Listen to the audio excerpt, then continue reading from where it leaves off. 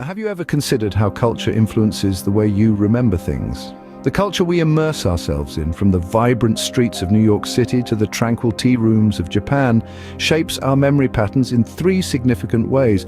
Firstly, language. Our culture endows us with a unique vocabulary, phrases that paint our worldview, coloring our perceptions and influencing how we remember things. This is a fascinating topic we'll delve deeper into in a future video. Secondly, collective memories. Our culture often emphasizes stories passed down through generations. Take, for example, the well-known narrative of Adam and Eve in the Garden of Eden. Regardless of your religious beliefs, you've probably heard it. Now, what fruit did Eve give Adam to eat? Many of us, especially from Western cultures, would say an apple, even though the Bible never specifies it. Rather, this memory has been shaped by Renaissance artists who depicted the forbidden fruit as an apple. Thirdly, culture impacts memory based on whether it accentuates individual experiences and personal milestones or values collective experiences and achievements. Psychological studies have shown that in memory tasks, participants from individualistic cultures like North America are often better at recalling specific items they've studied. In contrast, those from collectivist cultures such as Japan are more likely to remember the context or relationships between items. Consider the Israeli kibbutz. Historically, children in the kibbutz were brought up collectively, sharing every aspect of their lives. By the late 80s and early 90s, this shifted towards more individual, family-oriented upbringing. A study of young adults raised during this transition found that those brought up collectively recalled their earliest memory around age 4, while those brought up individually could recall memories from as early as age 3. This underscores that when it comes to recall, our memory leans more towards individual than collective experiences. So the next time a memory bubbles up, reflect on the cultural threads that have woven together your distinctive recollections. Ever felt frustrated because you forgot someone's name or where you placed your keys? Don't be too hard on yourself. Surprisingly, forgetting is intentional. Imagine being able to recall everything. Sure, you would ace tests and impress everyone at social events, but still, you remember everything. You are remembering every word, every nuance of tone, every fluttering leaf on every tree, and not to mention every heartbreak, sorrow, and embarrassing moment you've ever lived through. So, how appealing is that idea now? Our brain is not a storage box. It's more like an efficient file manager. To prevent information overload, our brain often discards what it deems unnecessary, such as frequently occurring events or things that are not at the focus of our attention. Ever noticed you remember what you practice often? That's the brain deciding what to keep. In fact, your brain continually evaluates the relevance of information. This explains why students vividly recall study material right before an exam only to find it fading swiftly the very next day. Because forgetting is intentional, psychological scientists can trigger forgetting in the laboratory, at least to some extent. For instance, in a method termed directed forgetting, participants are instructed to forget a list of words they've just read. Another technique, known as retrieval induced forgetting, involves participants recalling words from one list, inadvertently making it challenging to remember words from a second list they have just read. So next time you forget something, remember, it's just your brain making space for what truly matters.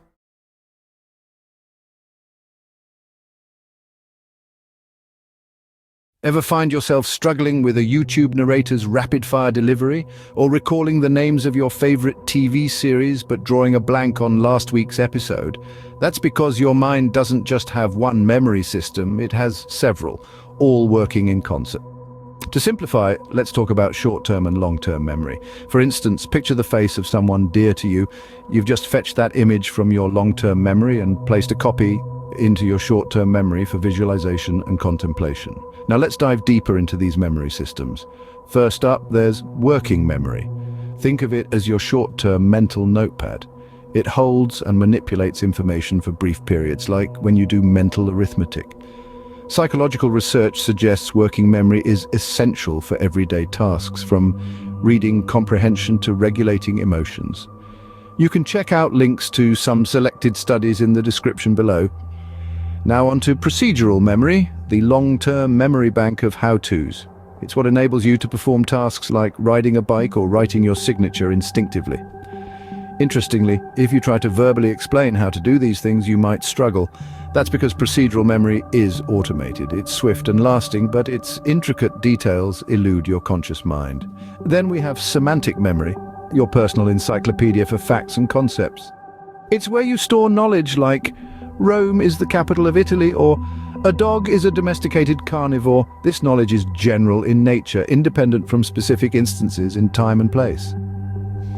Conversely, episodic memory is your life's narrative. It's the segment of long-term memory that lets you mentally time travel, preserving the specific details of your personal experiences.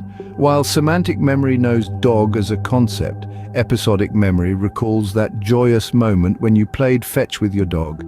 It even helps you plan and remember future events, like doctor's appointments or holiday plans. Grasping the complexities of your memory system is like mapping the foundation of your behavior and identity. Without memory, you'd wander aimlessly, devoid of past or future, lacking purpose, commitment, or a sense of belonging. So take a moment to appreciate your incredible memory systems.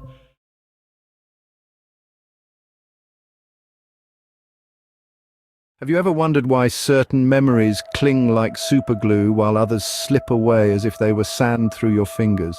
Well, let's dive into the curious world of memory. Let's start with the picture superiority effect. When it comes to recalling crucial details, images often outperform extensive notes. It's not that we have photographic memories, but a picture, take that of a dog for example, is rich with the kind of contextual details our brains crave.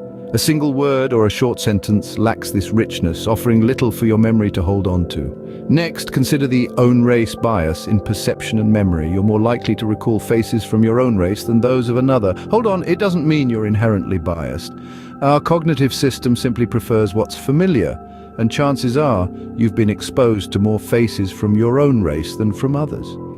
It's a little-known fact that your memory started working to some degree even before you were born. Yet trying to recollect personal events from before the age of 4 is a challenge because your brains hadn't developed enough to store and catalogue those early memories properly. But then there's the reminiscence bump. This intriguing phenomenon reveals that individuals in their middle age and later years tend to remember personal events that occurred between the ages of 10 to 30 with greater ease. While the precise cause of this is still uncertain, it's thought that during these pivotal years, as our adult identities are being forged, each event becomes deeply associated with the developing sense of self and importance. Next, consider your spatial memory. Have you ever found it easier to remember a password or phone number by recalling the action of typing it? It might seem like muscle memory, but it's actually a collaborative effort. Your physical movements in space provide your mind with an abundance of contextual cues that help retrieve that elusive number. Finally, let's not forget the power of scent. The olfactory bulb has direct connections to the amygdala and the hippocampus, which are brain regions involved in emotion and memory. These connections explain why smells can vividly trigger recollections, particularly of childhood experiences from ages 6 to 10, more so than other cues. So remember, not all memories are created equal. Keep this in mind next time you're trying to make a memory last.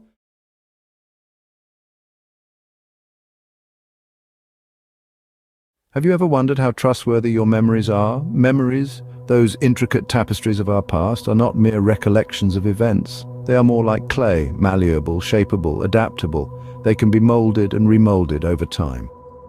Let's dive into an example. Here's a list of 5 words. Hard, light, pillow, loud, cotton, fur. Remember them. We will revisit this list shortly. At times, several distinct memories can meld into one false recollection. Have you ever awakened from a dream, wondering if it was a real experience? Psychological research suggests that our brains occasionally struggle with distinguishing actual events from imagined ones. We don't recall reality, we remember our perception of it. This perception is influenced by our beliefs, culture, emotions, mindset, and even the surrounding context. And as we recall and retell, memories can evolve, often deviating from actual events. In a study, American participants viewed 2 images of political events. One showed President Obama shaking hands with Iran's former president, Mahmoud Ahmadinejad, at the White House. Conservative participants were more likely to recall this event than liberals. Another image featured President Bush hunting during Hurricane Katrina crisis. In this case, liberals were more apt to remember the event than conservatives. Nevertheless, both images depicted fictional events, suggesting that political beliefs might influence memory recall. This offers insight into why some might fall for fake news. Now back to our word list. Was the word light there? How about tiger? And what about the word soft? You might find yourself insisting that soft was on the list, but in reality it wasn't. This is an example of the DRM technique, named after its creators. This technique is used by psychological scientists to understand how false memories form. It presents a list of words, all semantically linked to an unmentioned target word. When asked to recall the list, that target word often emerges as a false memory, but here's the twist. These false memories aren't just glitches. It's our brain's way to generalize past events to understand the present and anticipate the future. So the next time you're recalling a shared story or reminiscing a childhood memory, remember your mind is an artist, constantly molding your past. Thank you for watching our video. If you enjoyed it, please give it a thumbs up. For more content like this, don't forget to subscribe to our channel. Noticed a mistake or have a brilliant suggestion for our upcoming videos? We'd love to hear from you in the comments below.